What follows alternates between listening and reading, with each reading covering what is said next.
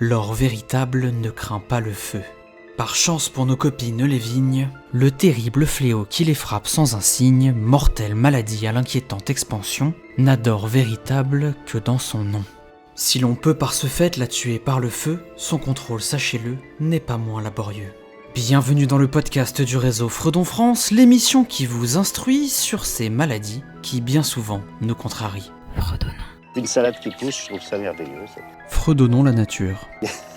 Partout les pucerons, j'ai des horreurs. Un podcast Fredon France.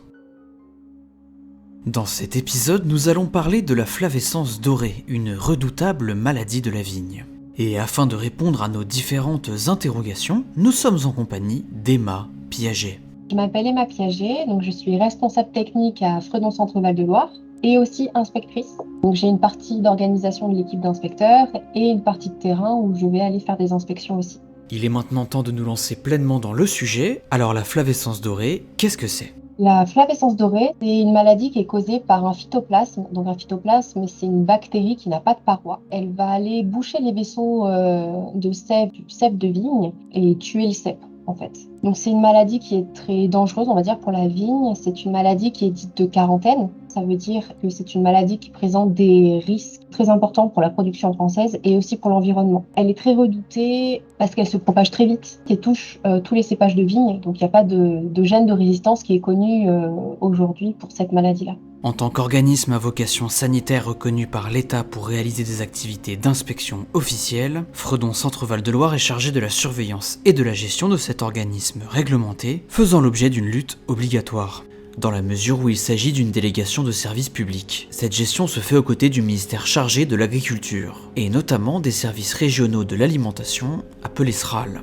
Mais alors, cette terrible maladie, comment se transmet-elle ? Ce phytoplasme, cette maladie, se propage via une cicadelle qui s'appelle Scaphoideus titanus. Elle a des couleurs assez spécifiques et des petits traits orange sur la tête qui lui permettent d'être reconnaissable. Elle a été importée des États-Unis par accident. La flavescence dorée a toujours existé en France. Il n'y avait pas de problème de propagation de cette maladie jusqu'à l'arrivée de cette cicadelle. Scaphoideus titanus, la cicadelle de la vigne, est ainsi un insecte piqueur-suceur pouvant transmettre le phytoplasme responsable de la flavescence dorée. Originaire d'Amérique du Nord, il a été introduit en Europe au début du XXe siècle, probablement à cause d'une importation de végétaux. Il a depuis été détecté dans de nombreuses régions en France, même si l'essentiel de ses foyers se situe en Nouvelle-Aquitaine, Occitanie et région PACA. La cicadelle est dite inféodée à la vigne cultivée dans la mesure où il s'agit de son seul habitat. Elle va y faire l'entièreté de son cycle de vie, de l'œuf à la reproduction.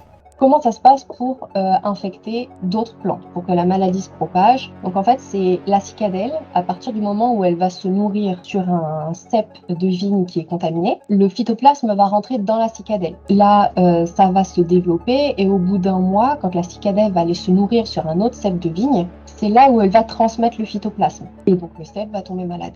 Après une période d'incubation de 1 mois, la cicadelle infectée devient ainsi vectrice de la maladie. Ce laps de temps correspond en fait au cycle que va effectuer le phytoplasme de la flavescence dorée dans l'insecte. Il va s'y multiplier et circuler dans divers organes de son hôte. C'est lorsqu'il atteint les cellules sécrétrices de salive qu'il est susceptible d'être injecté dans une nouvelle plante lors d'un repas de l'insecte.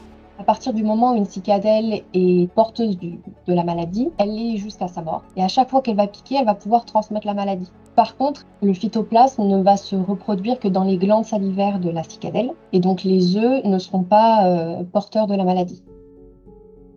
À partir du moment où la bactérie s'est installée dans les glandes salivaires des cicadelles, ces dernières en deviennent vectrices à vie. Une fois injecté dans le phloème des plantes, tissu conducteur dans lequel les insectes prélèvent la sève, le phytoplasme va se multiplier au point de boucher complètement la zone.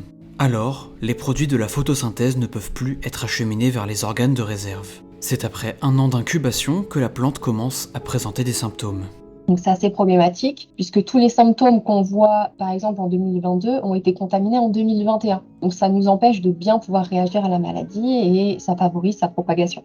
Le plus facile pour détecter cette maladie-là et pour voir les symptômes, c'est entre août et octobre. C'est à partir de là où il va y avoir les baies, les feuilles et les rameaux qui vont être bien visibles. Il y a 3 types de symptômes. Le premier type de symptômes, c'est sur les feuilles et les nervures des feuilles. Donc sur les cépages blancs et sur les cépages rouges, ça va être un petit peu différent. Les feuilles des cépages rouges vont rougir, les nervures aussi vont rougir, Tandis que pour les cépages blancs, les feuilles vont jaunir et les nervures aussi vont jaunir. Et en plus de ça, les feuilles vont être enroulées vers l'intérieur. Et elles vont devenir craquantes. Lorsqu'on les prend dans les doigts, on entend vraiment le bruit craquant d'une feuille sèche, en fait. Le deuxième type de symptôme, c'est sur rameau. C'est l'absence ou un mauvais ahoutement. Ahoutement, c'est la production de bois. Au lieu que le rameau devienne du bois, il va rester vert ou partiellement vert. Ça, c'est typique aussi de la flavescence dorée. Et le troisième type de symptôme, c'est les baies ou les inflorescences. Soit les inflorescences vont sécher, donc il n'y aura pas de baies du tout, soit les baies vont se dessécher et flétrir sur le pied. Donc ça provoque une grosse perte de rendement. Pour suspecter de la flavescence dorée, il faut ces trois types de symptômes, donc feuilles, rameaux et baies, sur le même rameau. Et si on n'a qu'un seul symptôme sur un rameau et un autre symptôme sur un autre rameau, c'est pas considéré comme de la flavescence dorée. En moyenne, un pied de vigne contaminé par la flavescence dorée meurt au bout de 2 ans. Une mort brutale pour des espèces dont la durée de vie moyenne oscille entre 30 et 60 ans. Surveiller l'apparition des symptômes devient ainsi un enjeu majeur pour ralentir la propagation de la maladie. Emma nous a expliqué que l'on ne considère un pied comme potentiellement atteint que quand la plante présente des signes simultanément sur ses feuilles, son rameau et son inflorescence. Le truc, c'est que même comme ça, on ne peut pas être sûr qu'il s'agit bien de la maladie qui nous intéresse.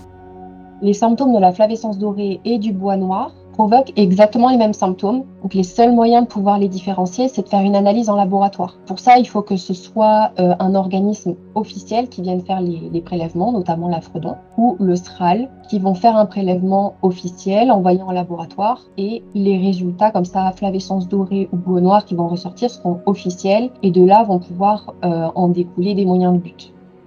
Une maladie, mortelle pour les vignes, susceptible de provoquer une perte totale de la récolte sur celles qui sont atteintes et dont la détection est particulièrement fastidieuse. Malheureusement, la question des traitements potentiels n'est pas plus rassurante. Il n'existe pas de traitement curatif de cette maladie-là.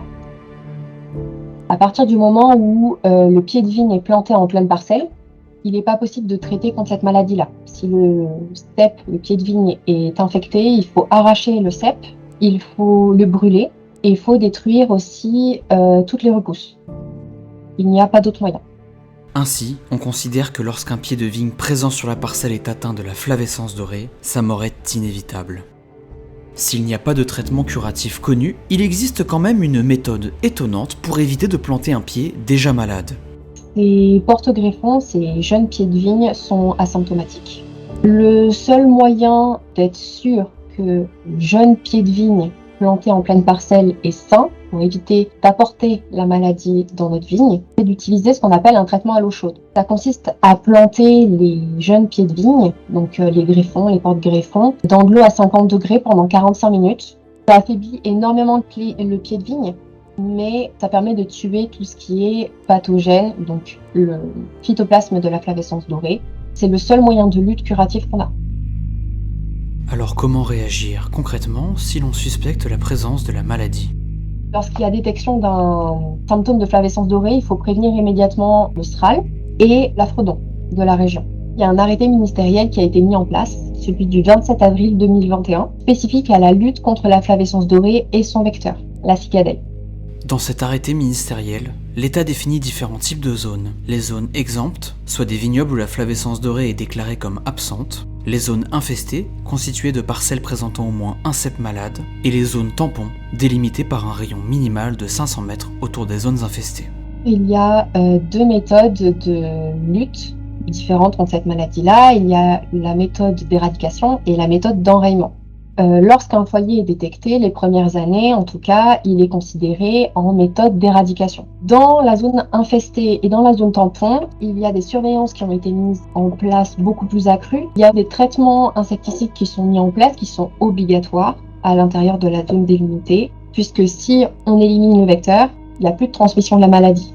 Dans ces zones d'éradication, où l'on cherche à éliminer définitivement la menace, les méthodes sont drastiques. Durant 3 années après la découverte du foyer, un taux d'infestation cumulé est calculé. S'il atteint 20%, il est alors obligatoire de procéder à une destruction complète de la parcelle. La méthode d'enrayement, les moyens de lutte ne sont plus considérés comme obligatoires. Il n'y a plus tous les contrôles de l'application des pesticides obligatoires contre le vecteur. Il n'y a plus les prospections vraiment accrues sur les zones. Tout ce qui est surveillance, moyens de lutte, marquage des cèpes contaminés, etc. Tout ça va se faire dans la zone tampon, donc tout autour de la zone d'enraillement. Mais alors peut-on être optimiste? Peut-on limiter l'infernale propagation de cette maladie? Alors on a quand même déjà eu le cas de différents foyers en flavescence dorée en Centre-Val de Loire, notamment le foyer de Chinon, où l'éradication a été un succès, donc on a réussi à éradiquer le foyer de flavescence dorée à Chinon. Comme quoi c'est possible. L'apparition de nouveaux foyers de flavescence dorée risque d'augmenter, en tout cas en Centre-Val de Loire, au fur et à mesure des années, étant donné que le climat change et que le climat devient de plus en plus propice au développement de la cicadelle. Il est possible que le nombre de foyers augmente.